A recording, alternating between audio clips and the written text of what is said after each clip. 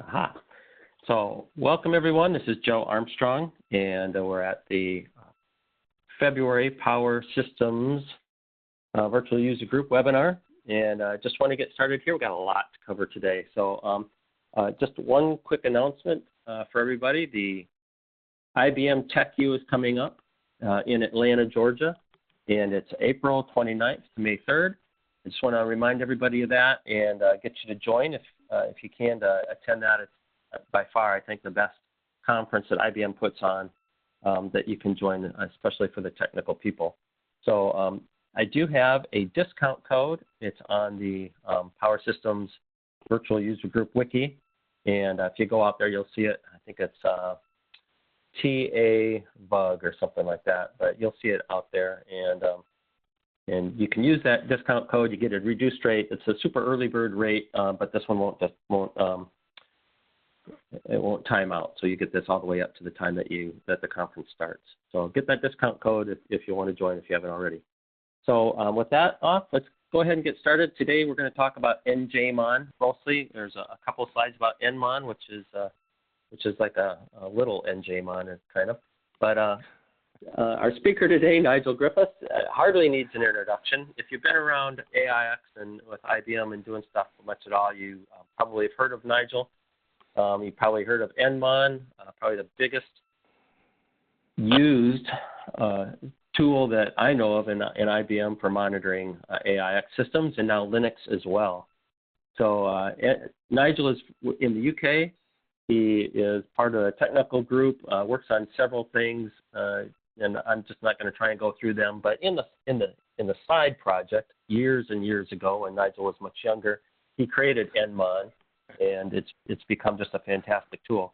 So today, Nigel's going to tell us a teeny bit about nmon, but really more about njmon and how great, what's new in it and the new things that you can do with it. So with that, Nigel, one other thing I guess I'll say, we have also online here George Switzer, and George is going to be on, and he's helping to answer questions and stuff, so you probably hear from George a bit too.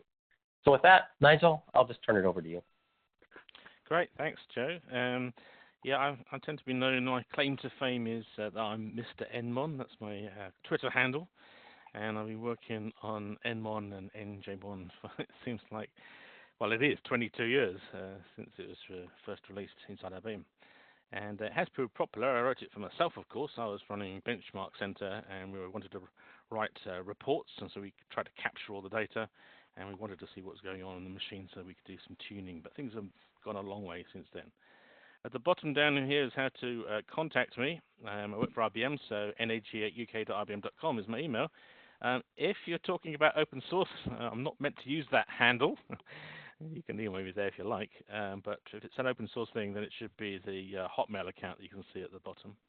Also on SourceForge, that's us, and got lots of YouTube videos out there, and I write articles on the Expert blog, so you can find me there too. But as Joe said, we're going to move forward now and do a few, I think it's 6 slides on nmon. I'm not going to teach you how to do nmon. Presumably you're here because you know something about it. And we've already got sort of first hour, whether you're nmon for Linux person or nmon for AIX person, on how to install it, how to capture data, how to get some graphs working.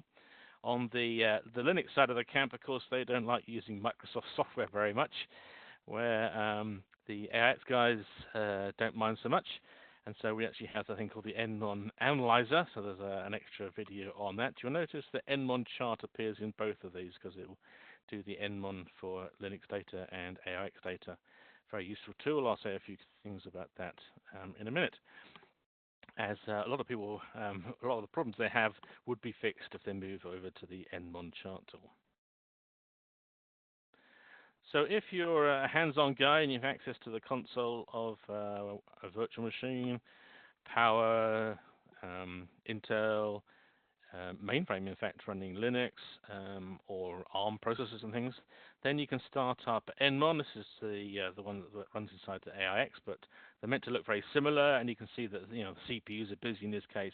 What the memory's like, whether they're paging, how busy are the disks, or at all in this particular case. And that tends to get used when the system admin guy gets a call from the revolting customers that they support, revolting as in complaining, and they say, no, it's going far too slow, I'm going to blame you for not getting all my work done today. And then you can very quickly, instantly go and have a look at the machine, see if there's something up with the memory, the CPU, the disks, the networks, or the applications or whatever. The vast majority of people, though, are using the nmon analyzer, which is a Microsoft Excel spreadsheet, and that analyzes the data probably from the previous day. You capture nmon data all day, and then you can go and look at it to see how busy or not the machine was. But it's a post-capture analyzing tool, and it produces lots of graphs completely automatically, and most people are up to speed with a spreadsheet, and you can actually see the data there as well as all the graphs and make changes and have a look around. So that's the business as usual. Now, a little sort of things behind the covers, if you like. nmon started about 22 years ago, as I said, for my own benchmarking reasons. And it actually became part of AIX. It's been absorbed. It was my own sort of private project, and they went and took my baby away from me. It became part of the AIX source code, and it's now released with every version of AIX that comes out since 2008. So that's 11 years ago. Wow. I was also working on the Linux version of nmon. That came about because various problems with Air France. I was stuck in an airport for 8 hours, and I converted it from AIX to Linux, just commenting out all the stuff that wouldn't work. Then you had the basic framework, and then I taught it how to get the data on the Linux system, and I slowly built the data back up again. And that was open sourced in 2009, so it's 10 years in July. Maybe we'll have a little drink at that time.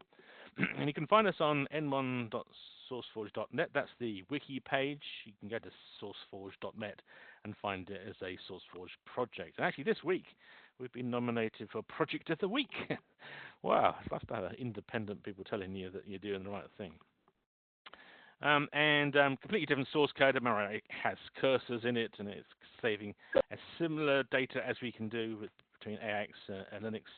And then it's supported in lots of distros and lots of versions. You can see on the right-hand side over here. So Power is my playground, so that's supported. The Intel and AMD sort of machines as well. ARM, I've got a Raspberry Pi. Well, actually got 4, I think is the current count. And runs very happily on that. I'm running Ubuntu on ARM, and the Raspbian works as well. And we also have Linux on mainframe, of course. That's nearly all SUSE Linux on there. And that's all supported by me for the nmon on AIX, because it's part of the source code.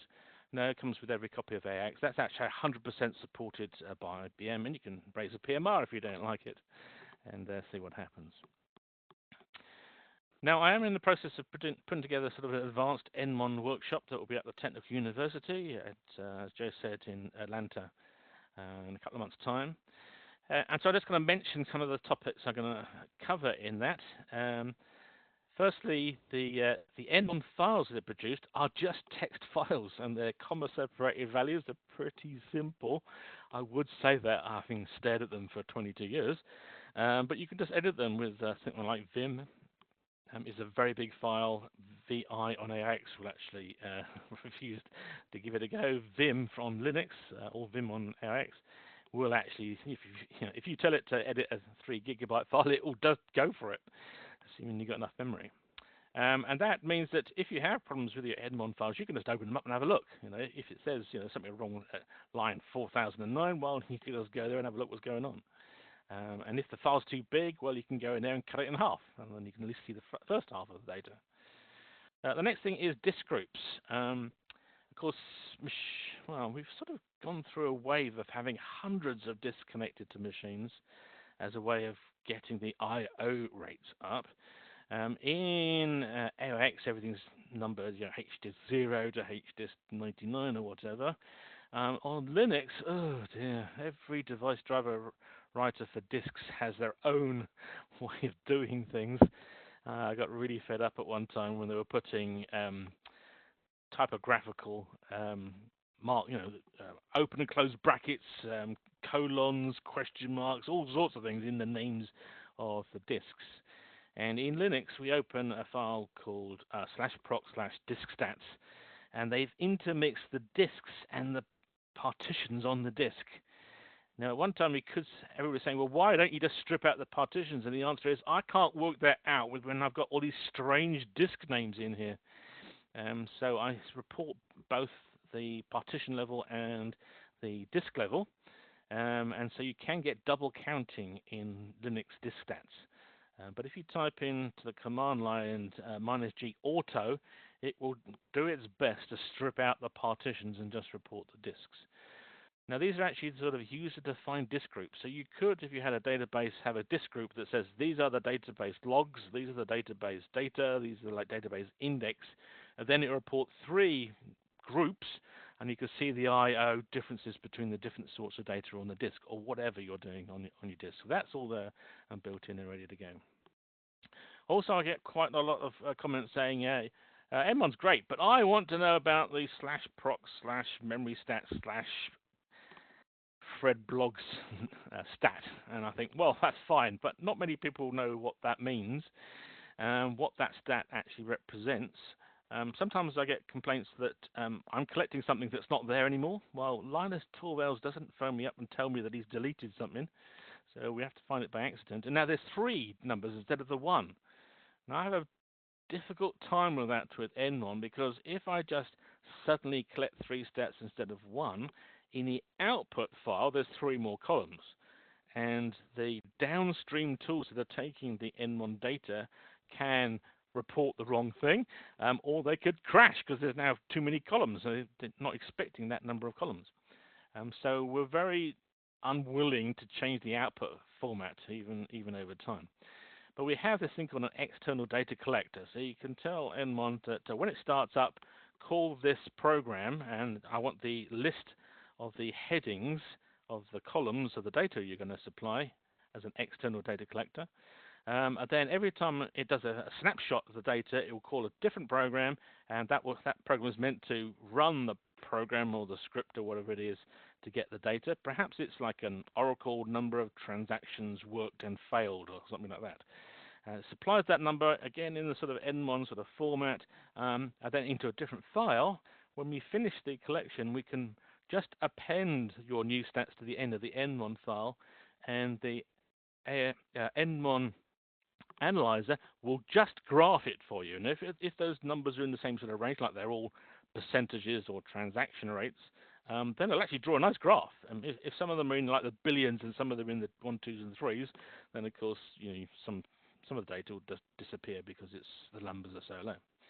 And there's an article there on the developer works telling you how to do that. So that's there if you want to add specific things to your nmon collections. nmon merge, again, that's at the SourceForge website. This is for you rebooted the machine at lunchtime and you've ended up with 2 nmon files. You want to sort of stitch them together. That's the sort of thing it's for. You could stitch 2 or 3 together, maybe 4. But then I get a whole bunch of people that are saying, hey, nmon's really great at performance tuning sort of stats. I'm now going to use that for capacity planning. And then you run into quite a big data management problem. And the problem is, if you look over the right-hand side, there's 1,440 minutes in the day. So maybe you collect minute-by-minute stats for nmon. And that's, the number has gone up over the years. And so that's doable. But if you then add 31 nmon files together, you end up with 44,000 snapshots. Now, if you're trying to then graph that, my screen here is a nice 27-inch big screen in here. It's 2,000 pixels across. Well, there's no way you can put onto that screen 44,000 dots in a line showing you the month. You've got a big data management problem. And then I also get people saying, hang on, I've got thousands and thousands of nmon files. How can I reduce them? And the answer is, it ain't my problem. Okay, this is where njmon will actually score quite highly. Then we've got the Excel analyzer. We quite often have failures. Firstly, people start running Excel on Mac OS and it goes wrong. Sometimes they have massive files and Excel literally on a Windows laptop, it's ground the entire laptop to a standstill to the point where the mouse doesn't work, the keyboard doesn't work, and the only thing I can do is pull out the power supply and the battery to force it to stop, and then reboot my machine and hope it comes back.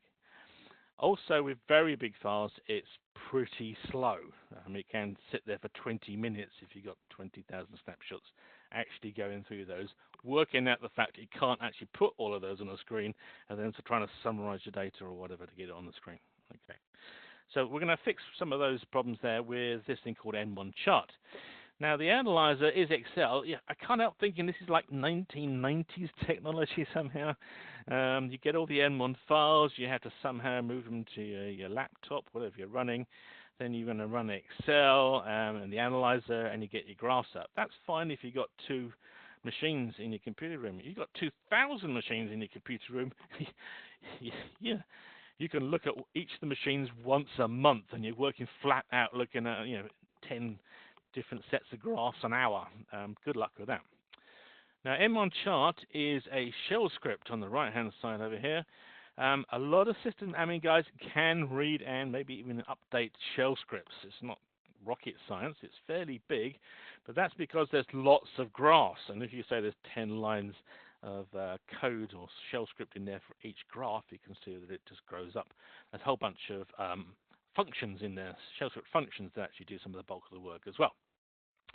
But because this is actually running on a AIX or Linux machine, you can take your nmon file, stick it through the charter. It generates a web page, a .html file. You could put that onto a web server and give it out to your users that way, or I tend to, if I'm only doing it for 3 or 4 files, I just use FileZilla to drag it to my laptop, and then in FileZilla I click the open the HTML file, throws it into a browser, and I can see what's going on. And this is the sort of things you can get in the nmon chart. Some things that I'm not sure if Excel can actually cope with. So we've got standard graphs in here. Looking, is the CPU going over entitlement? Here's what the threads are doing on your CPUs. This is what we call an iceberg diagram, bottom right. So this is the read and write part of your network stats. You can see, in this case, what comes in is going out just about. There's occasional spikes in here. Quite often, if you've got a day's worth, you might see a great big splurge of stuff being written as you do a network backup at 3 o'clock in the morning.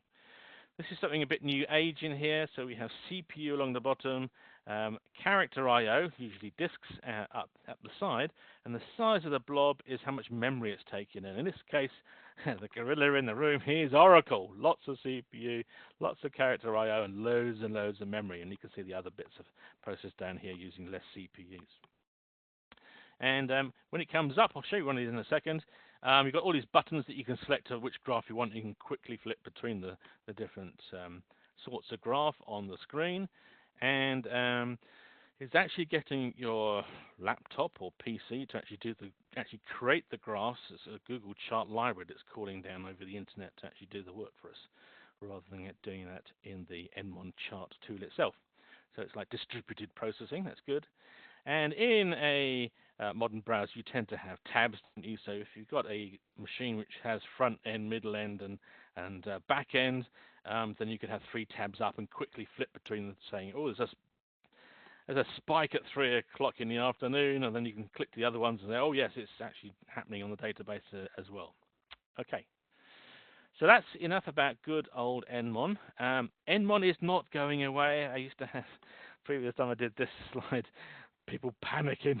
You're not taking nmon from me over my dead body. But we're going to talk about njmon for the rest of the session. The J is for Jason, and I joke that Jason is the name of my son, spelt slightly differently. Caused some confusion out here about saying I can't get Jason to work, and my wife saying she's called Mrs. Nmon around here, and she said, no, he's got a job. What are you talking about? But anyway, moving on. So things have changed since we started nmon. 22 years ago, CPUs 20,000 times faster, and that is really impressive. And RAM's gone up by a factor of 1 million. Networks 10,000. What he used to say, well, we couldn't possibly do that on network. Now we can do thousands of excursions off a machine to get some remote thing happening, and then bringing the data back down the network very, very fast. Disks, Well, disks haven't moved on, but the SSDs and the NVMe disks, loads faster. The disks got the larger in here. The 10,000 is really the last two in here, SSDs and NVMe disks. Thankfully saved the day for our databases. The nmon format, I used to say it's a bit quirky, and when I'm writing these tools that take the nmon data like nmon chart, I suddenly realized actually this is really hard work. We were forced into some bad decisions 22 years ago because Excel couldn't stand up to the data. We're struggling to get very small files and graph them. Things have moved on. This shriek in here, this is not standard. Although it is comma-separated values, there are some features in here which make it difficult to work with. So we want to fix those things. So I've been sitting around looking at these nice graphs on my screen, and I decided, you know what, I should push that out and share this amongst the nmon community, because this is so much better and nice to look at. And Mrs. Nmon took this picture of me. I think she liked the colours on the background there, but this is me actually preparing these slides earlier on this month. Right, so time to rethink. Use an industry standard format. Obviously, I've said this is JSON, right? Collect every possible stat we can and increase the flexibility. So nmon, we only could capture something like about 70 stats in here. These are the important ones: the CPU, the memory, the disk, the network. But not everything in here. I always get complaints about that. And they're sort of fixed in concrete now. I don't want to change them because I'll get so many complaints from downstream guys. And we want this flexibility so that if the new stats comes up, or we suddenly think, yes, we could actually look at that as well, we want the data handling to actually suddenly realize, oh, there's some more data in here, and we can save it for you, Nigel. Don't worry about it. We want to capture the data centrally over a network. That's obvious these days. Networks are cheap, practically free, isn't it? The amount of time it takes to get to another machine and back. We want to make use of new languages for handling data, and the one I'm going to talk about is Python. We want some new tools for data handling. That data management problem that nmon generates, now we scaled up to thousands of machines, needs to be sorted out. And we've got new tools available, readily available, that will handle all of that for us. It just disappears as it should.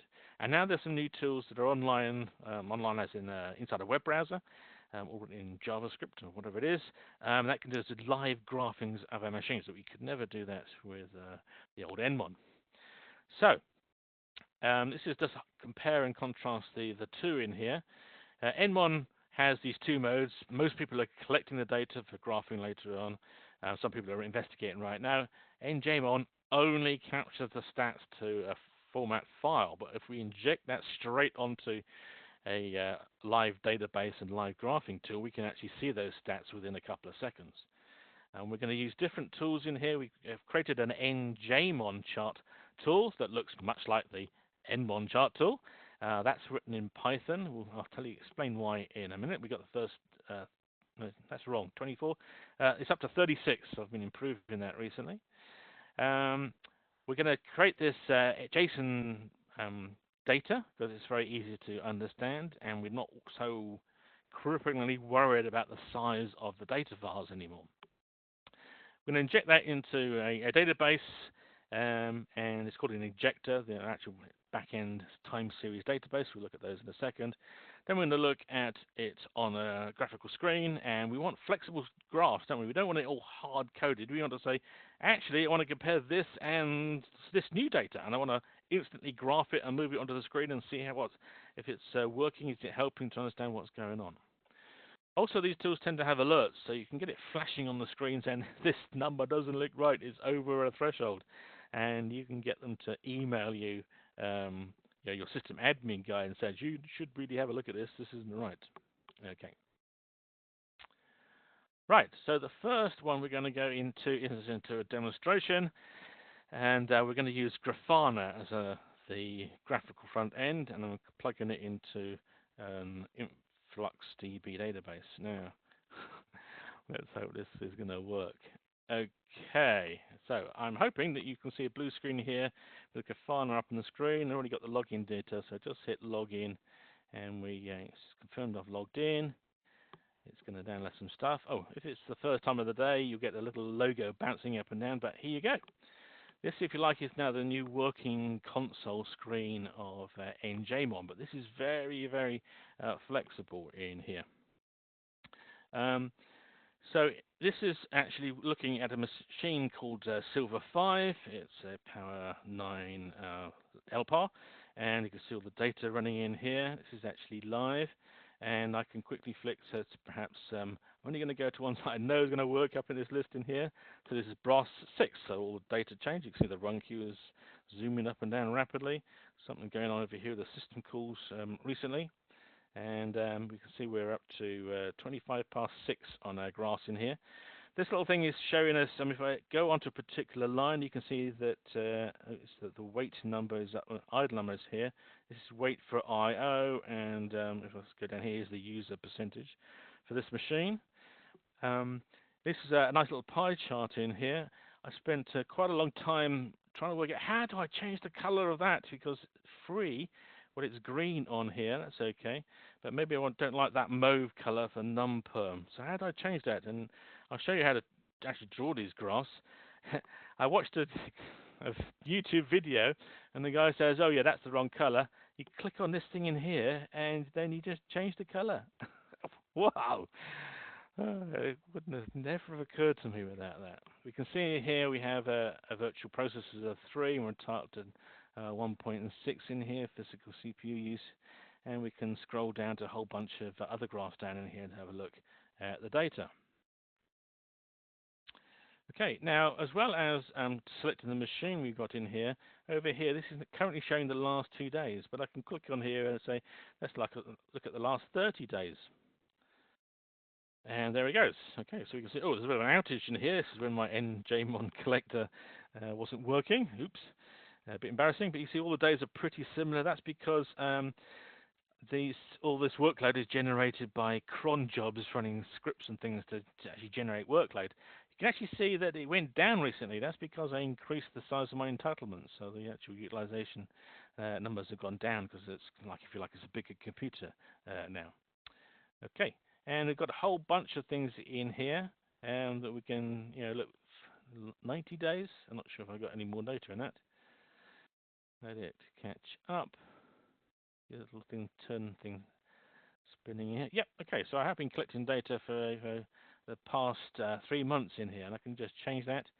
If I can go down to like perhaps the last 12 hours or something. A lot less data, so that's quicker to come out, so I can have a look at what happened today, actually. In fact, we can have today so far. There we go. That's a pretty good way of looking at the data. Ooh, there's some interesting things happening over here. Okay, now with GraphHonor, if you can actually zoom in if you want. So you just grab a piece and it will zoom in for you. If you go to too lower a detail, it can. Oh, it's actually doing it here. Oh, yeah, some of these have gone to blanks. And there's a golden rule with GraphHonor. If you've got no data, zoom out a couple of times, and you'll find the data reappearing. Now, the problem is it's actually doing snapshot at particular times. And I need to do some fiddling about my graphs in here.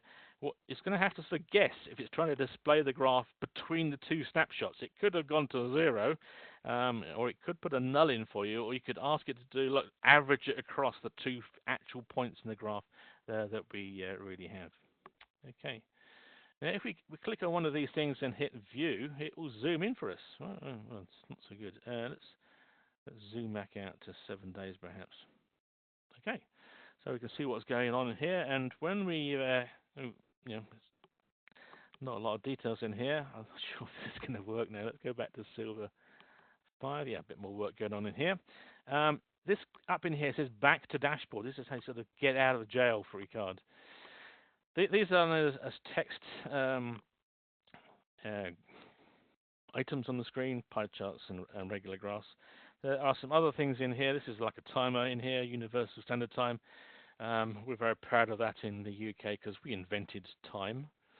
And this one is just a little icon. You have to name a HTML image on the network somewhere, and you can display it on your here. There's a little logo in here advertising my particular tools. Okay. Yeah, I already covered the fact that this will highlight the one you're looking at in here, so you don't have to try and work out what color. If you've got lots and lots of, you can see the colors down in here. If you've got lots and lots of them, then there may be two that are a bit orange, but you can actually hover over the one you want to see what's going on. Now, if I flick to another one in here, it says, I can't see which one I want. Dashboard, no, I don't know one.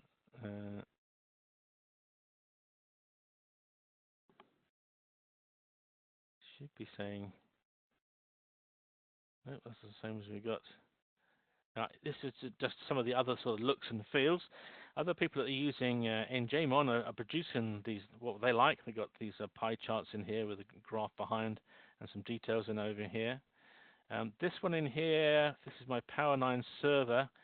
It's called red, but all the LPARs are called silver. So there's two Linux partitions on here and two AX, or three AX partitions in here.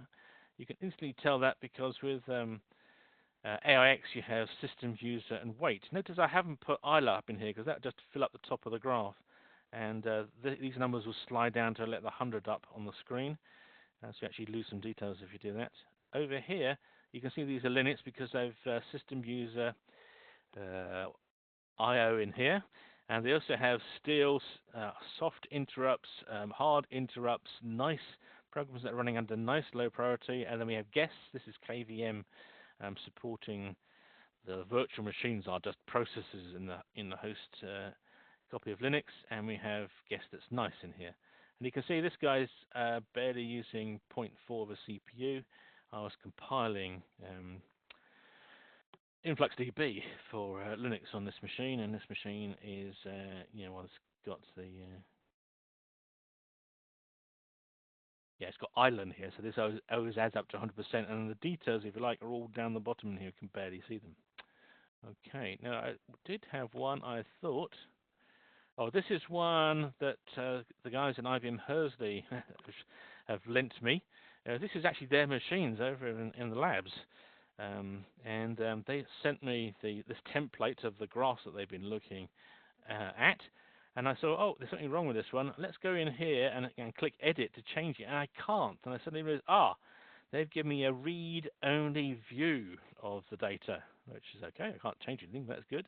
They've actually got a group of machines in here, so I can flip between the machines. There's some 5% busy in here. I'm not sure if I've got permission to show you any of this, but you can see the sorts of things. I don't like all this black space around in here. I like that crushed down to have some more grass. They've got some grass down in here. So full marks to them. The nice thing about this is it very clearly demonstrates, which one was it? Is it one was, no, 2 is a bit busier. 3 is a bit busier. The nice thing is this is what we call here IBM South Bank management safe. We can let a manager in here and they can't change anything, which is pretty good. But you can see some workloads coming and going on a regular basis in here. Can change the, this is the last 2 days in here, so I could go last 30 days perhaps. I have no idea how. Oh, there are. They started collecting the data fairly recently. Perhaps we'll look in the last 3 hours. And we can see some workload coming and going. Now there was one in here. Oh, this is one from Sasha. I'm not sure how to say his name, but there we go. Works in Germany. He shared this one. This is a pretty nice one because he's got some details about the LPAR in here. This is in my computer room, but he has these what we can can open them up and see the graphs inside, and they should come up and then put them away so you can actually go down and let's have a look at the networks, and we can have a look at the graphs of the networks, the read and write work in here. So that's a pretty nice one in here. And I thought I had one in here, but obviously I don't. Let's reuse that. I want to go and show you one that's called Monitoring Linux. Do you want to save that one? No.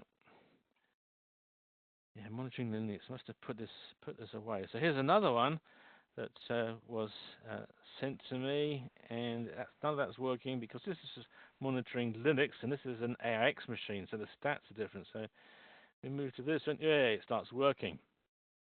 Actually, this is Red Hat on a Power machine.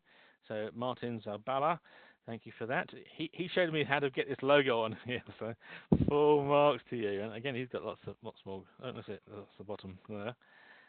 So we got some disks down the bottom here, network over here, and this is, I think, in Spanish or Portuguese or something.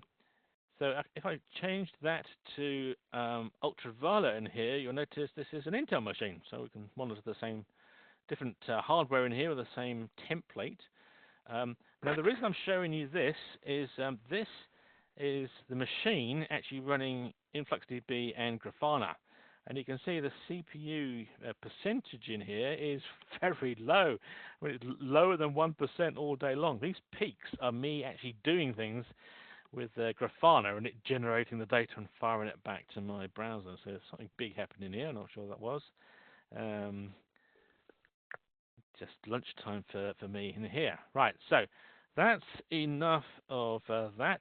We've got some other things in here to show you. No, we'll see those later on. Okay, so we'll go back to machines in here. So I've got screen captures in here. Oh, remember the dark one in here, the light and dark. The dark one's nice because the colours look more vivid, but I go to sleep in front of it. I get tired. But it feels like I'm working in the dark. Okay, so some more examples in here. Now, JSON format. So Nigel? Yes. Before you leave all that, is there somebody was asked, is there a like a system-wide view as opposed to just all the LPARs individually? Yep, there was one there where I had 2 Linux and 3 AIX partitions. That's a global view of a machine. And that just, but there's not like a graph that shows you one graph of the whole, like the whole system, not separate ones, but all together in one graph? Is that... Oh, I see. Yeah, no, we can do that. Yeah, we can do that. Okay. You can pull out the physical CPUs from each LPAR and display that. Or you could get the data for HMC. We'll come on to that a bit later. But I've really got to get going. Right, moving on. Okay, thanks. JSON, data. This is what it looks like. Right? You've got labels in double quotes, or it can be single quotes. And if the value is got double quotes, then it's a string. If it's just numbers, it's integer. It's a decimal point. It's a floating point number. It's a Boolean, true or false, and it can have other JSON objects as the value, and then you have more sub values into that box. In Python, we have a dictionary, and it's still here, thankfully. You can see they're pretty much the same, apart from the true is an uppercase T. Literally, that's the only difference, which means Python can read JSON, and it's a natural data type in Python. This isn't like a fabricated structure that you might get in C language, for example. This is a native data structure. So it literally just copies JSON straight into a native data, like C would have integers and floating points. This is a native data structure in Python. It knows what to do with it. In our files, we put a comma, and then we have another JSON data structure. Each of these data structures is a snapshot of the njmon data. So we have a list of objects as the sort of official vocabulary in here. If you're in Python and you've got just one, you literally type into Python, data equals this thing, and there's a C program that says, whoa, that's really strange, and it says, yes. And then if you want to pull out a particular variable, out of a JSON data structure, you just name the data structure, put square brackets, give it the label, and it says, yep, I know that. The answer is 1, 2, 3, 4, 5, 6. And so you can then very quickly go through a list of JSON objects, pulling out particular things, like the CPU utilization or something like that. This is just a by the way, in Chrome, and I think Firefox as well, or in Vim, they understand and they can do syntax highlighting for JSON data structures. This makes it very easy to actually break one open and see, you're looking for the entitlement or something, and you want to find that it's in the config part of the data structure. Okay. So there's lots of tools out there that can handle JSON and graph them, and Python's a particularly easier way of doing that. If you've already got a tool that understands JSON, then fine, off you go. You can take the output from njmon and off you go. Now, I've investigated InfluxDB and GraphHonor. I'll explain why in a minute. Elk is the Elasticsearch, Logstash, and Kibana. That's the spells Elk. Splunk is pretty well known out there. Prometheus is quite popular as well. We're not going to fit in with Prometheus. Prometheus has a thing called a node provider, and that actually outputs the data. It's like a daemon, like you would get with njmon. Now, njmon gathers the data and pushes it to the database, where Prometheus, the agent, just sits there. The Prometheus main machine contacts the daemon and asks for data when it wants the data. And so it's completely back to front, and I just can't get the nmon data in JSON format and push it into Prometheus. There is a tool that does it, but it doesn't understand my timestamps. It'll only take the data and assume that it was instantly produced at that time. But anyway, there's a load more of these things out in here, and most of them have a data gathering agent. They have some sort of stats database, and many of them handle odd format log files. This is how a lot of them started up. The systemd and like AX has an error log file, all these sort of odd formats. They pull those in. They have a tool that lets you pick apart a log format. So you can say, in column 23 or byte 29 to 44, this is this value in here.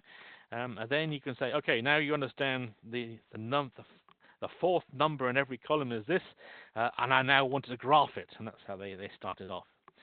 They all tend to have an open source version with community support. Some of them say you can run the open source version and pay for support if you want it, or you can just ask the community.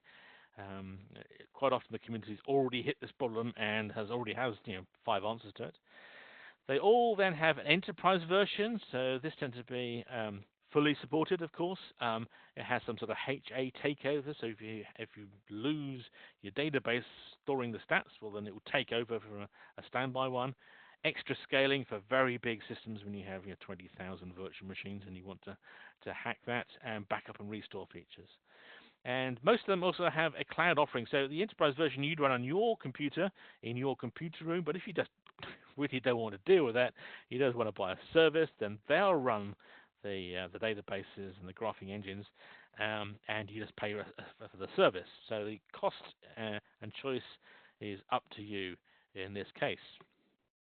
Now, I can't boil an ocean. I can't install, manage, test, document 4 different time series databases. I only wish I could clone myself 6 times and actually go off and do that. So I've chosen one which is open source. That's cheap.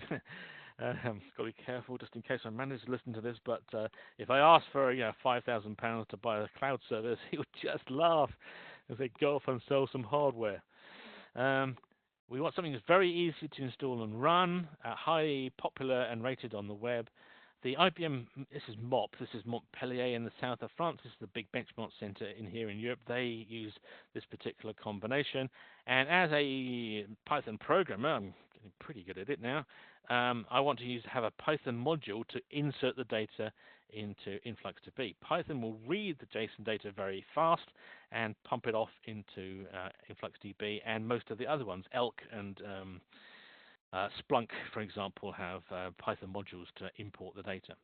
And GraphHonor is the easiest one to learn how to write the graphs. And I'll give you examples of doing the graphs later on. Your criteria may differ. You may already have decided which of these graphing engines you want. But then you suddenly find they're all related. So I'm using GraphHonor here in InfluxDB. InfluxDB comes from Influx Data. They have their own data collector called Telegraph. That can actually convert all sorts of different format files from various places, as well as collect data locally, perhaps on your Linux virtual machines, and pushed into InfluxDB. And then they have their own graphing engine called Chronograph. So it's Chronograph and Telegraph. It's quite nice. They were thinking about that, weren't they? We said about Prometheus, they have this node, it's Explorer, Exporter rather. And I keep getting people saying, well, can't you convert njmon to, well, yes, given infinite amount of time, I could do that, yes. But that would only get the Prometheus guys working. The trick is they can use their node Explorer, they can use their njmon, being pushed into InfluxDB, and Grafana very happy to take various data sources, including InfluxDB and Prometheus, so they could get their other data via Prometheus and my data from InfluxDB and get the best of both worlds. Grafana will also plug into Elk The GraphHonor comes with a suite called Graphite, so there's Graphite Carbon for the database and Graphite Web. I think Graphite Web and GraphHonor have a common ancestor in the past. A thing called CloudWatch. There's SQL databases in here and other things as well. Now Splunk I pushed over here because Splunk has one console, if you like, in which you run everything. They don't really split out the Splunk. You are aware of them because you input the Splunk agent goes onto all your nodes at the end of the day, your virtual machines or whatever. But then the database and the graphing engine are all built into one console. Turns out the Splunk guys have quite a lot of ex-IBMers in them. I used to get, asked a question, and then two people that I know from IBM way back have joined Splunk answering the questions. It's a small world, isn't it? And they got me going with Splunk, so I wrote an injector for Splunk, but not the others so far. Okay, now, all of these tools, they tend to assume Linux on Intel. This is another thing for Intel, isn't it? Or AMD, for example. Some of them run on ARM as well. I've got Raspberry Pi. I've got installed it on the Raspberry Pi. It's surprisingly quick. And as you've seen, it doesn't take an awful lot of horsepower. That might be a quick way of getting around. If you can't borrow an old Intel box or a laptop or something to do some experiments on, then buy a Raspberry Pi for €35 dollar pounds. Okay, now as a power guy for Linux, this is not acceptable. The Linux part is acceptable, but not the Intel part. So I have plenty of large power servers, and I want to use those. And I've compiled up InfluxDB. That worked fine. Once I found the proper instructions, are fairly deeply buried. I first of all had to get the Go. This is the Google language, or Golang it's also called. Compiled, and then InfluxDB is written in Go. On the GraphHonor side, I've actually just run out of time for today to compile that up on Power, but I'm pretty sure with a couple of days hard work, we can have those for Linux on Power, Ubuntu or Red Hat, something like that. I'm actually looking for some volunteers. I'm sure some people out here that are better able to do this than me, though I have a programmer developer background. And if you did this and you're willing to support the InfluxDB and GraphHonor on a Power-based Linux, you'd be an instant hero of mine. I'd tell everybody how fantastic you are, or I'll get around to it in the next couple of weeks. Now, the next thing I'm worried about is that it is easy to install, and you're probably thinking, whoa, I haven't got the time to go off and put a database and graphing tool on the front end. So I just want to reduce the fear, uncertainty, and doubt in here. And I wanted to make sure that you understood that it's very easy to do. So then I found on YouTube, this guy, his name is Tips for IT Pros. That's sort of his name, of a set of videos. And he's got a 6-minute video, he or she, I don't know, out there. You're welcome to use it. This is what it looks like in here. And in 6 minutes, he installs both the InfluxDB and GraphHonor. Now, one little note in here that he installs the InfluxDB from the Ubuntu repository and gets a rather old 1.1 version. The 1.7 is the current version, and they've just got beta release of InfluxDB 2. So I tend to want to go to the latest one, probably to avoid some bugs and things and get some new fancy features. So that's out there, and so 6 minutes to get the entire thing working once you do it. And so this is how you do it in 3 slides. See if I can do it in 30 seconds. Ubuntu on Intel 18. Get the time zone right and the date correct. Update the Ubuntu to the latest fixes. Get email working because GraphHonor uses that to control users and alerts. But then from the InfluxDB website, here's the 2 command lines to run. You can cut and paste this in. wget, download the Debian RPM type file and install it. To set up your database within InfluxDB, you use influx. This is the command line to the backend database. You say create database and give it a name, whatever you want in here, and then show database just to prove it's there, and exit. And that's it. It's done. Literally 2 minutes of work. Then on the GraphHonor side, this is assuming you're going to run GraphHonor on the same machine as InfluxDB, and why not? It makes sense because neither of them are using a lot of CPU. I mean, I've only got 10 data collectors running. If you had 10,000, of course, that would add up to some work. So again, you copy from the GraphHonor website once you find it, wget, and an install program.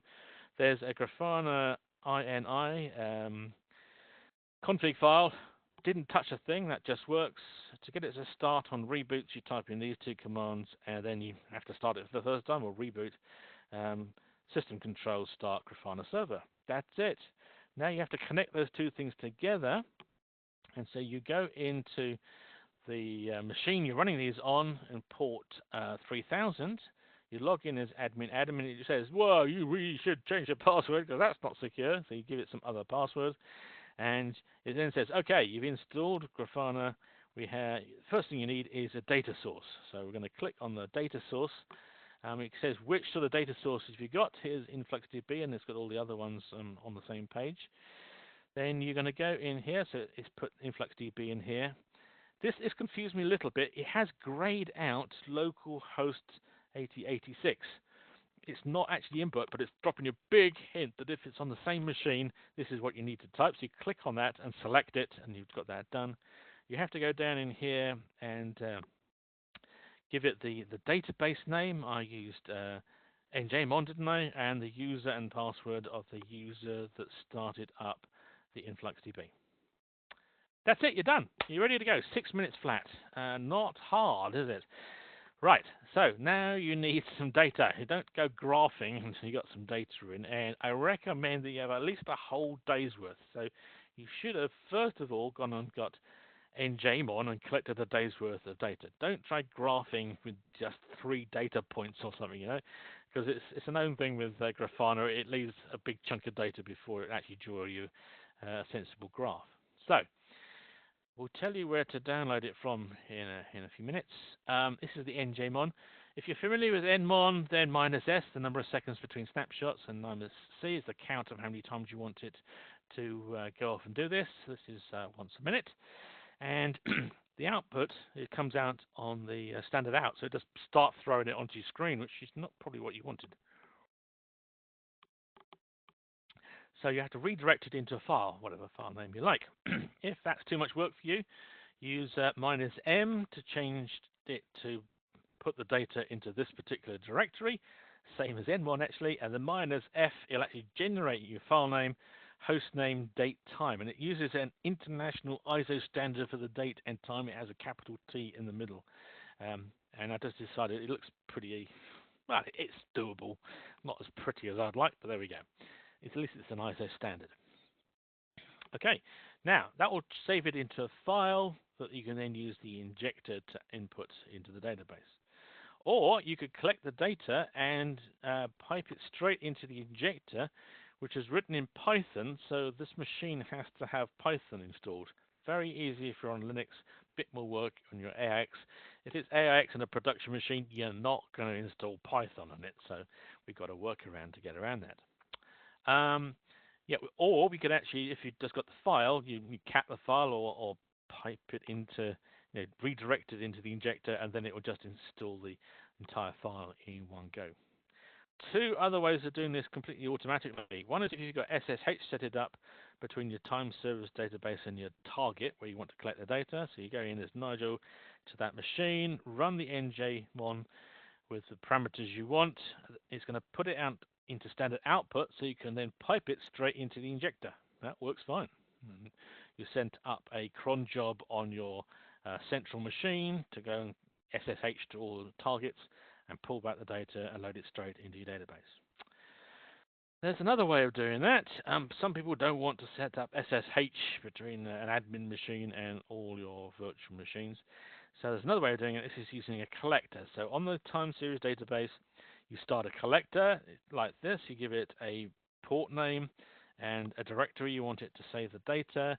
This is like a password, and then you say -i and the injector you want it to run.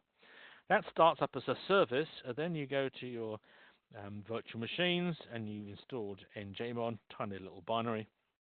And now instead of getting it to save it to a file, you say, no, I want you to talk to an injector on this particular machine. Here's the port name and here's the secret password to log in.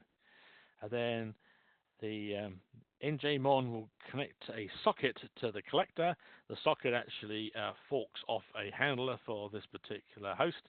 It will save the data into a file and inject it straight into the database. And I've been just recently asked, I don't want to save it to a file. Can I skip that? And we'll probably add a function that says, okay, you don't want a file. Although you could just delete it at the end of the day.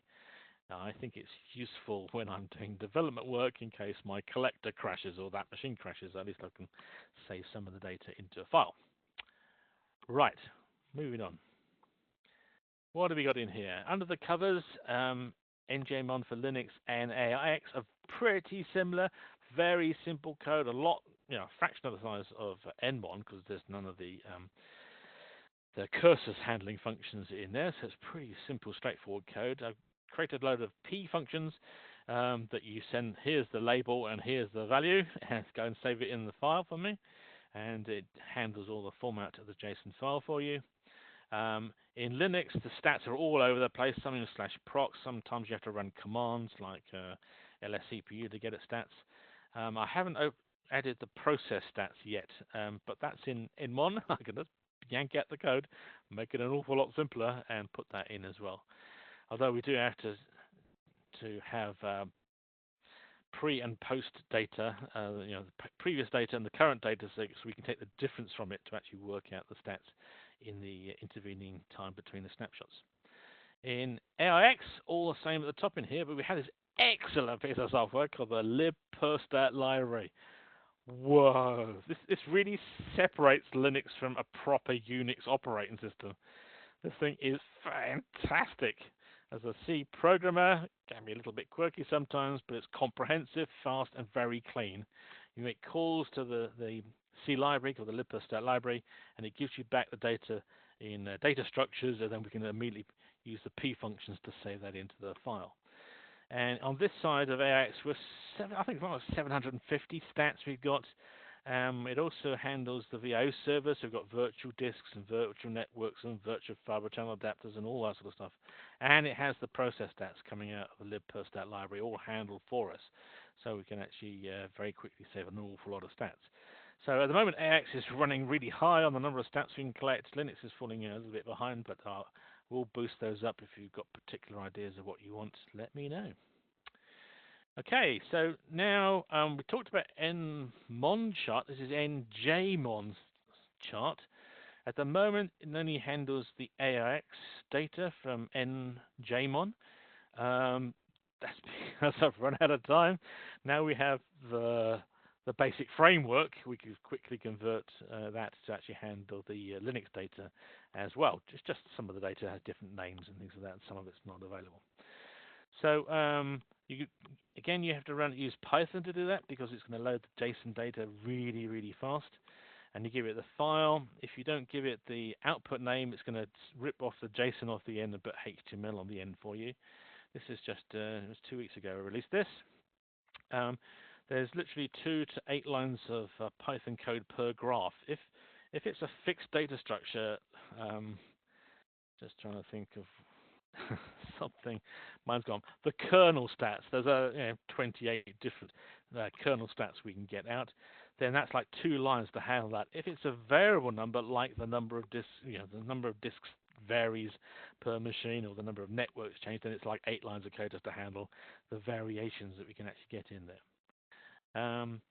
And this is good if you just want to have a look at some njmon data, or somebody sent you njmon data from 3 different machines. You want to have a quick look at them, or you want to quickly generate hundreds of web pages with all these graphs. This is a really nice way of doing it. It's really fast too. The JSON file with 440 data points. It comes in my machine. It's quite complicated. 41 megabytes of data is generated, and it imports the 41 megabytes of data and generates the web page in just on a second with these first 36 graphs over here. So we're all doing well. There's probably lots more data in here you actually want to go and have a look at. So next we're going to go and have a look at some of this data. Nope, that didn't work at all. Let's go here. Right, okay. So I've got some in here. So this is nmon chart. This is the original nmon chart that we talked about right at the start. And so we have a configuration. It will just pop up a window full of all the configuration information. I won't do that. It's pretty boring. So here's the top summary in here. Oh, it's my sample. That's okay. It's safe. So this DB server in here is doing lots of I/O, not so much CPU. There's something called up in here. Another DB. Data server is actually using a lot of the CPU time. Maybe this is the back end of the thing. Java using quite a lot. It usually appears up in the charts as well. And we're going to have a look over time, what's happening here. So we can again see database server is the big blue one at the bottom of our list. The nmon chart can do things like drilling in as well. If you want to actually have a look at some more data, narrow down to a particular point, you hit a right button to actually get it there. Oh, something else peeked up in here. AO server, I think, or swapper, I don't know. Okay, we've got physical CPU stats in here. This is it stepping over the entitlement, so we really should up the entitlement in here, but the VP number is pretty good. What's happening in the pool? Yep, the spare, we've got 11 CPUs in the pool, so we've got plenty of CPU to hand over to this LPAR. This is the utilization numbers, got CPU use, so we can see this is running SMT4, obviously. These primary threads are the busy ones. These ones out here aren't doing many. We can actually reduce the VP number and push the threads to do some more work. Run keys in here, process switches, system calls, memory over here, networks over here. So this has been out for a while, just giving you a little go. Look at that. So here is the njmon version. Wow! Looks the same, doesn't it? Much the same. Different set of data out here. Oh, I was using NDisk to hammer the CPU and network.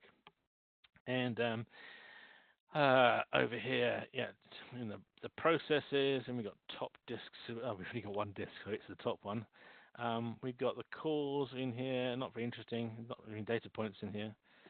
We can see the actual megahertz it's actually running at. So the nominal is 3.3, and it's actually running at 3.9 gigahertz. And we got overclock. We're not allowed to say the word overclock, but you can see it's 19% overclocking at the moment. Still within the comfortable thermal envelope in here. So we've got the CPU in this case in the pool as well. So what's going on in here? Physical CPU, logical CPU, run keys in here, all these sorts of things. Some more. We've got forks and execs in here. System calls, reads and writes, interrupts. It's in the data. I thought, just have a look. Oh, right. We're doing 4,500 interrupts a second in this machine. I'm not sure if that's good or bad, but there we are. It's there. Decrementer interrupts. What on earth is a decrementer interrupt? The answer is nobody knows, except one guy in America, Earl Jew. He's absolute top-notch worldwide guru in performance tuning. Very big AI extender, and this is the number he looks at to decide how efficiently you're running on the processor. And if it's not efficient, then he's looking out for how can we make it more efficient, typically by reducing the VP number or increasing the entitlement number are the two first things you go off and look at. Memory stats in here, total. I'm not sure about this, and I did this as an iceberg diagram, so the writes are below, but it wasn't doing any reading at all, so it's all below. Looks like it's upside down to me mentally, and this is one I did the other way around for the transactions per second.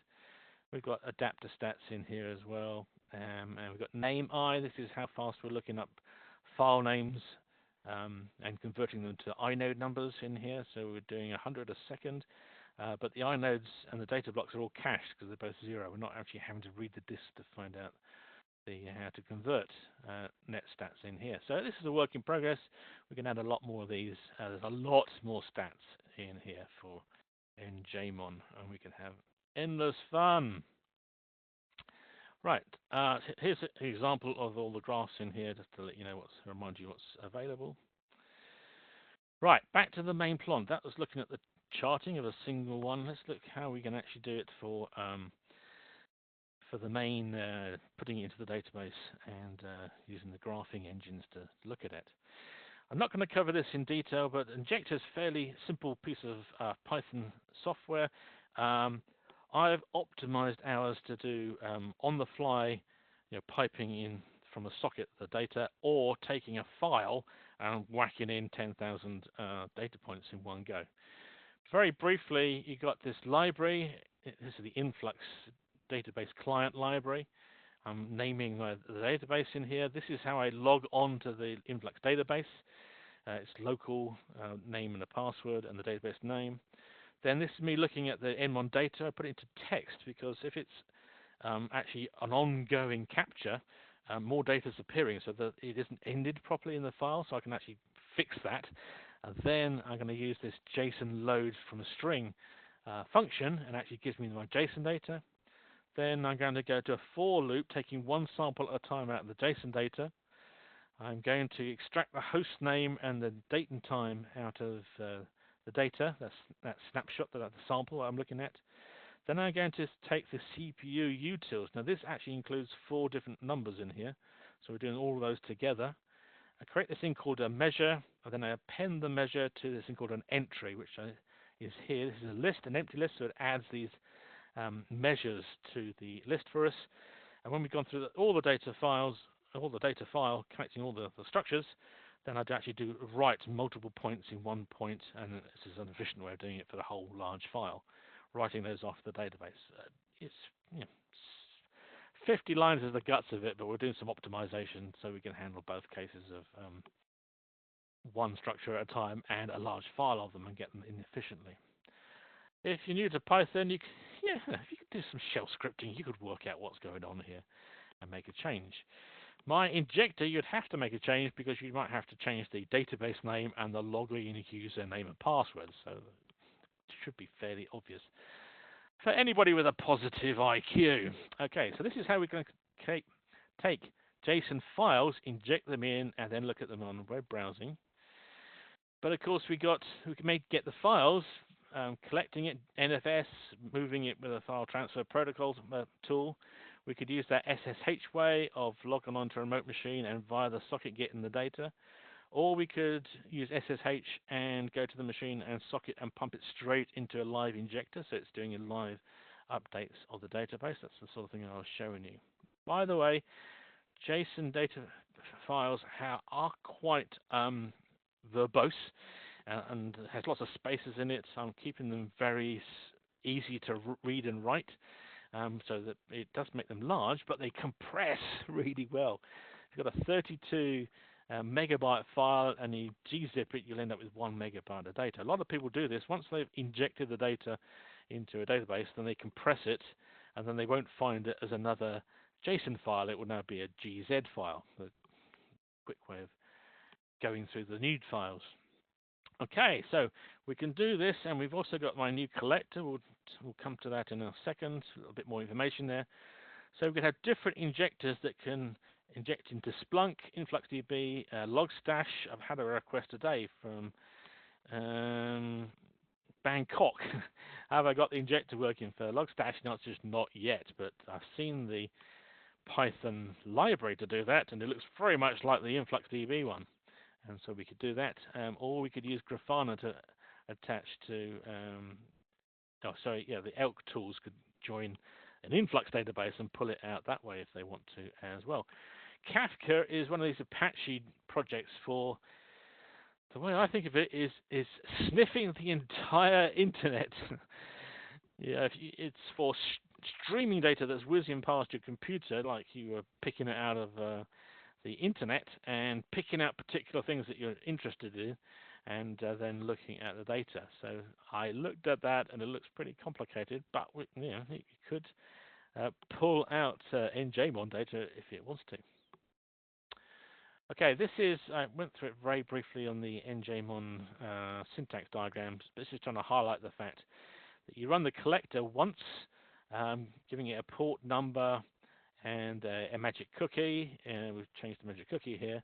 And on the hosts, you run it with those same 2 things and tell it the machine IP address. It supports host names as well now, so that the njmon can connect to the collector at the back end and capture the file. Or we can actually, with an extra option, with -I option on the collector, it'll actually do the injecting directly live for you as well. This means there's less to do on the back end. Right, we've got a quarter of an hour. Okay, let's carry on then. Let's learn a little bit more about. Let's go here. Oh, somebody's asking me. This is looking at the CPU on different machines, and I could set it up so I could have a little pop-up in here, like we can with here. I can select which host. I could have a pop-up in here that says which machine I actually want to look at. By the way, if you've got Linux and AIX data, I would actually put them to two different influx databases rather than mixing them together, because it gets more complicated if you do them together. Because if you like, you've got all the data types of both of those sorts of operating systems all in the one package that come up at a list. You'll see that in a second. Okay, let's just go here. Do you want to save that? No, discard it. Yes, that's the default one. Okay, go in here. Create a new dashboard. That's what I want. Right, so let's go and actually see how to generate one of these things. Whoa! Did you see that? Did you notice what I did there? Clicked on Add a Panel, click Graph. We have a text items. That's how I put those people's names in there. And we might want to do one of those as well, actually. Let's push that over here and change the size a bit. Stick it over here. And let's create another one in here, a single stat as well. Make that more smaller. You notice it's getting numbers already. That's just random. I'll put something here. You know what's going to happen in the future. Let's edit this panel in here. Edit. And in here it says title. And you remember it had title written on here. So this could be Notepad. Notepad. In here and CPU.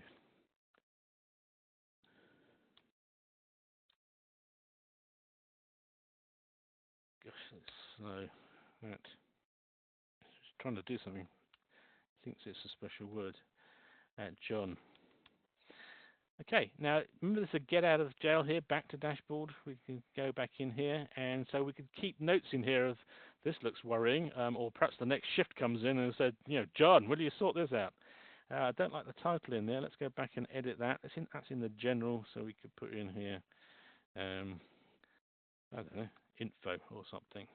Come back out. Okay, so that's working quite. This is one in here, and perhaps for this machine. Well, I can do that later on. Let's look at the main graph in here and edit this. This is randomly generated some numbers in here, and the details are going to be in here. So data source, well, that's InfluxDB, particular database in there. I've got two in here. This is the one that's running on Power 9 as well. But anyway, all of my data's in here, and get my notes working here. Okay, let's look at that. Yep, so where, I want to say, okay, when I did the injection, I picked out the host name. I also pick out the serial number, the MTM, that's the machine type model, like an S924 type thing, or the operating system, but Linux or AIX helps me narrow down what I'm looking at.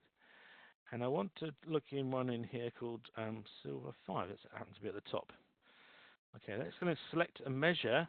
These are the JSON details in here. And if you just start typing, it will narrow down the ones you want to look at. If I keep going, logical, that's the one I want to look at, the logical CPU stats.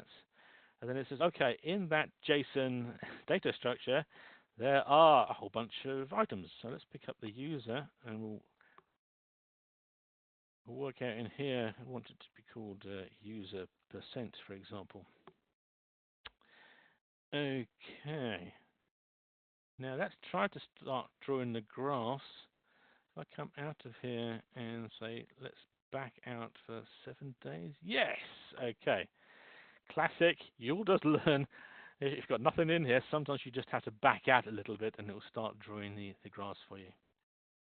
So let's go back in there. Let's change this to CPU util percent, although I've got percents all over the place. This is the stats that that's the user, but we also got system, weight, and idle, haven't we? But if I go in here and say duplicate and duplicate, it's going to copy the whole thing again. But then I want to just change that to system, And in here, we'll change this to weight. And we'll come out. It's got them all graphed in here, but hang on, they're overlapping, aren't they? I actually want them stacked. We go to display, all sorts of things in here. Let's go stacked. Yes, so it's stacking them for us. I'll skip out the idle, otherwise, you know, for 30%, all these things get smaller. We don't need that. If we say, no, I don't want lines, it says, well, what do you want? Well, you can have bars, if you like, or you could have points, or you could have points with lines in between. The points are a bit big in there, aren't they? So we could make them smaller. There we go. Okay, the line width, we could make that a bit bigger. Okay, now you can points become redundant with thick lines in here. I don't like that at all. Let's go back down to 1. Okay, so we've got lots of things we can do in here. We've got legends in here, no, axes in here. It's doing auto scaling here. It realized that numbers are getting pretty near 0, so I'm going to stick 0 on here, and it's saying, well, the maximum's at 35-ish, so it goes a few above that. I could change this. I could physically force it to put a minimum of 0 and a maximum of 100. Now, this is an AIX source, and the numbers won't go above 100. If it's a Linux source, you put a 105 in here, and you'll find the stats go over 100%. That's just Linux. I'm sorry about that.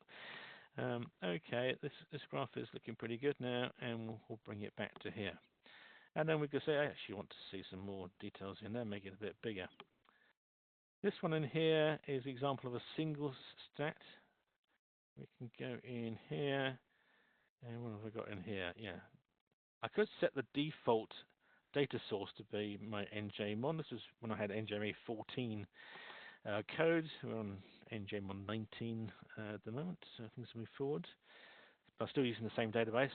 I should clean out my database and split out, as I said, the AIX and the Linux data. The problem we have is that these in here, these are a mixture of the AIX and a mixture of the Linux stats. And so sometimes you select the Linux stats, but then you look at the AIX machine and the stats aren't there. It's the wrong combination. Anyway, let's go on here.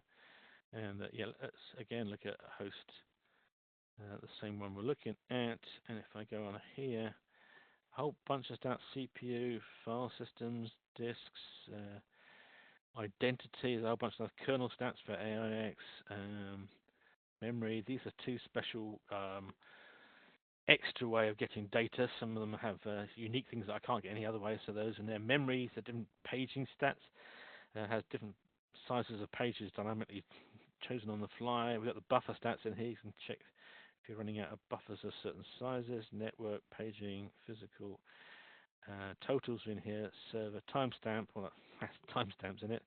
njmon collects both the local time and the UTC time.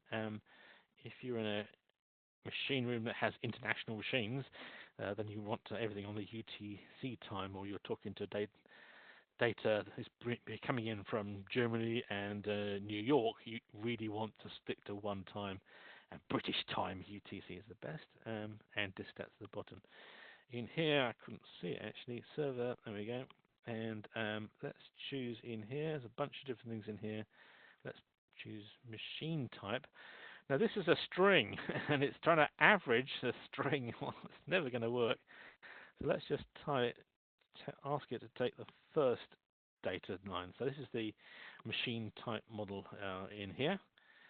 So this is a Power S924 machine. Backwards. Don't ask why. Nobody will ever explain that to you. Okay, so here's one we've quickly knocked up, and you can see some of the power of the tools.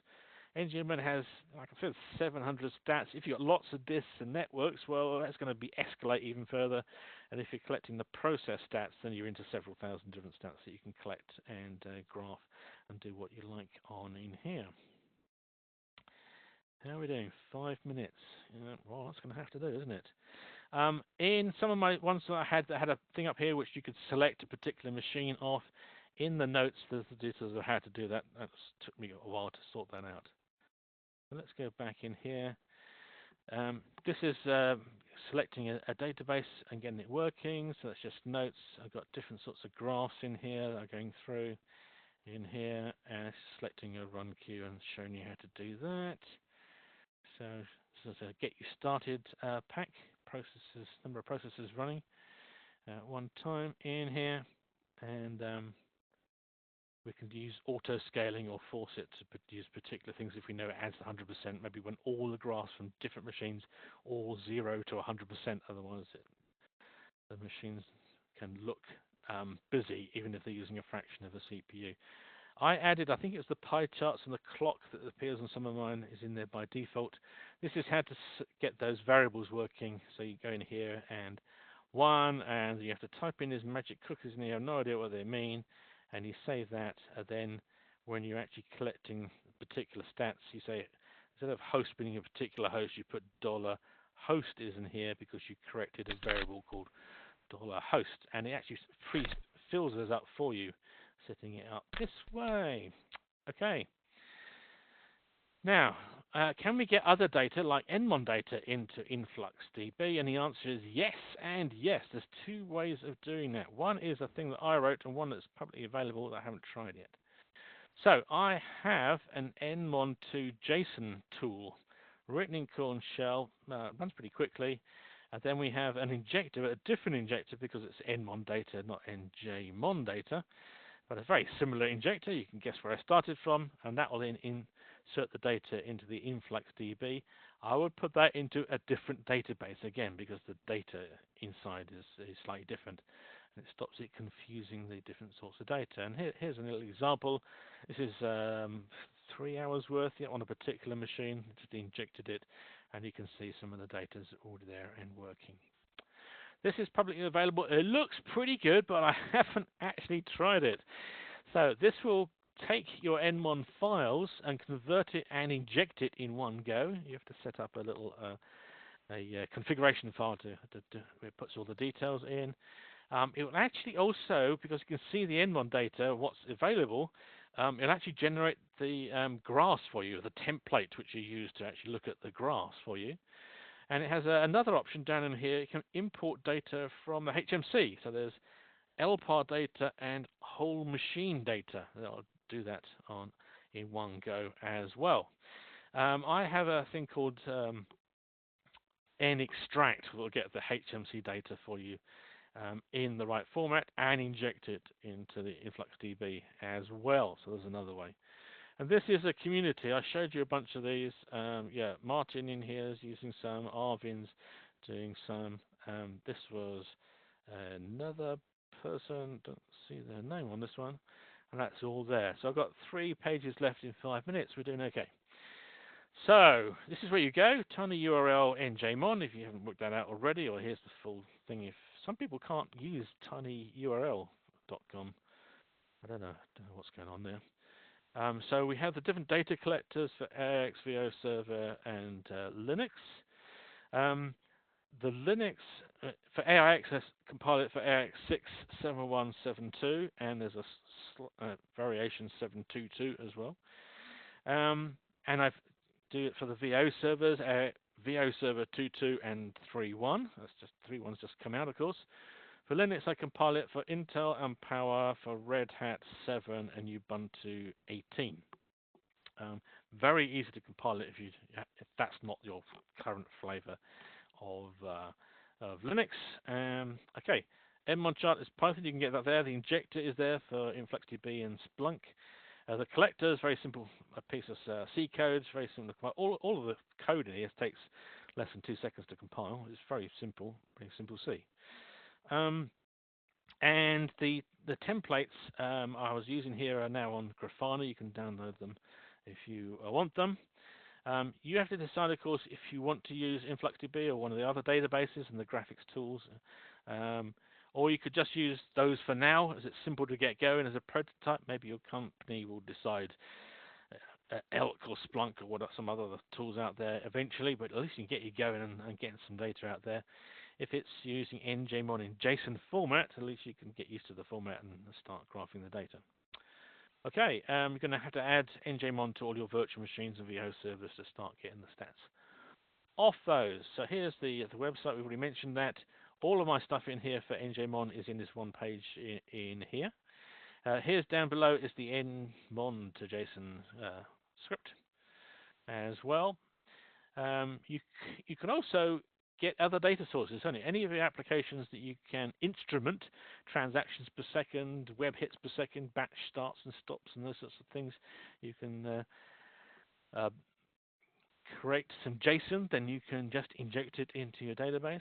Here's my nextract, gets the HMC REST API, very horrible API, and so I wrote a Python library to hide all that from you, but it also gets the temperatures for the lower end machines, the enterprise machines, the E980 for example, don't share their temperatures. And it also gets the shared storage pool data. That's a very easy way of managing your shared storage pool data across all your machines. Also, I got some Raspberry Pi data gathering temperatures in here. You can see that in my expert blog, and we've mentioned the two tools in here for using the older nmon data. Now, Joe asked me before we started, why njmon rather than nmon? Well, njmon can do real-time data collection. nmon is dangerous to try and inject it while it's running during the day, because it just outputs the stats as it goes. And if nmon gets thrown off the CPU because it's so busy, it won't complete the structure, where njmon saves it all in a buffer and throws it out standard input in one go, so you'll always get a complete record. It's network ready, so you don't have to fiddle about getting your nmon files across your network. Zero data management, that's what the time series database is doing for us. The time series databases can do compaction of your data and consolidation of your data, but that's all features of the database. You don't have to do that yourself. You just decide what policies you want. Far more stats are coming in, of course, and as it's in JSON format, you might have lots of other things you actually want to do with some of the new fangled tools. Here's an example of njmon on the left and nextract showing the temperature of our machine and the amount of electricity it's using. So you can see a peak over here, and you can see that increases the temperature in the machine a little bit, not too much, 30 to 40, and it uses slightly more electricity when the CPUs are being pushed hard. Some really wacky ideas. We've actually got GPFS, or spectrum scale, as it's now called, data in njmon already, in the AIX and on the Linux side. I think this is working fine. I have a tiny little GPFS example running, and it's not busy, so it's pretty boring. If you've got some real GPFS data, please send me some nmon data collected on that, and we can have a look at that and improve that, work out what's going on there. At the next technical university, there's an idea of having an njmon hackathon. Okay, some people are leaving. I'm out of time now. Welcome ideas there. We could have let you play with GraphHonor at the very least. But if you're a JSON, JavaScript programmer, maybe there's other things you also want to do. We're also a project running with using JSON data is ideal for Power AI. And so we're now in a position to start seriously a Power AI project looking at nmon and JMon data, and I'm sure we can get some value out of that. Trend analysis is the obvious one, and I won't cover the bottom one. nmon for Linux, I own that. nmon for AIX is out of my hands now. It's these AIX developers looking after that, and njmon for Linux is in my hands. I could join the two together, have one command that runs in either mode. The main function becomes a sub-function, and the main function decides which one to run. If you like, they are very similar, just the output format is somewhat different. So that is a fair thing. And then as people upgrade nmon, and I get depressed about how many 7-year-old copies of nmon I get running. I usually get complaints of them, and I say, do you realize that the nmon you're running there predates your copy of Linux by 7 years?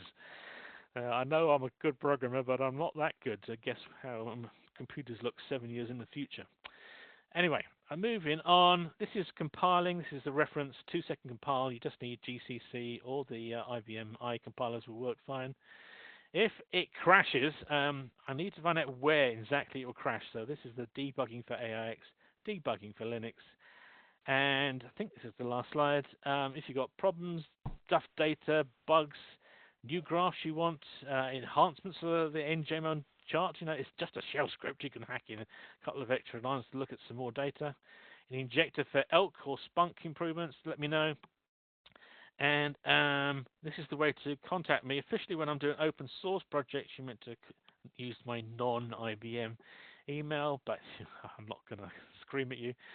Or you can put things into the Performance Tools forum. Okay, so we are now done. This is a little summary of what we've looked at, and here's me sitting in my study. A bit hot and sweaty today. It's been a long, hard slog in the past half an hour. We've gone over a couple of minutes. There's another 30 backup slides that I'm not going to cover. So I'm going to hand over to Joe, and he might say there's some questions in here that we can answer now. Yeah, so thank you, Nigel. So we are a couple minutes over. I think what I'll do is save off the questions, put them in a document, and then we'll see if maybe we can't get some of them answered, and then I can post them on the wiki. Okay, guarantee I'll look at those and do that. All right, good. Just sign up for that. Great. So I think just so that everybody can get off to their next meetings and everything, we'll go ahead and do that. I want to just say thanks, Nigel, for doing this. I know that you did this a couple months ago, like you said, for a different webinar, and I know you do it at the TechUs and stuff. But I really appreciate. I think the community, the Power Systems VUG community, really appreciates it as well. Okay, that's fine. I've actually put a lot of extra things into njmon since the last one because wanting to finish it for this, of course, there's some things still needing doing, so we'll carry on with that.